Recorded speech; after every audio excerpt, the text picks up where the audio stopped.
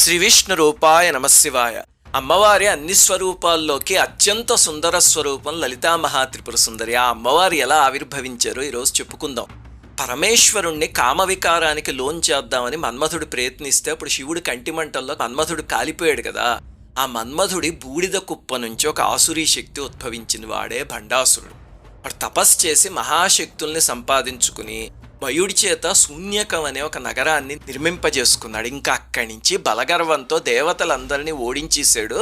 అక్కడతో ఆగల. సృష్టిలో ఏ రాక్షసుడు చేయని ఒక దారుణమైన పని చేశాడు. ఏమిటంటే దేవజాతిని బాధించాలంటే సుఖభోగరహితుల్ని చేయాలి అని పురుషులందరిలో పురుషత్వాన్ని తొలగించి నపుంసకుల్ని చేశాడు. స్త్రీలందరిలో రసక్షయం చేసి వాళ్లలో ఏ కోరిక లేకుండా తయారు చేశాడు. దానివల్ల సృష్టి ఆగిపోయింది. దీన్నే కామప్రళయం అని పిలుస్తారు. ఇప్పటిదాకా సృష్టిలో ఏ రాక్షసుడు చేయని పని. 3 లోకాలు అల్లాడిపోయాయి. దేవతలందరూ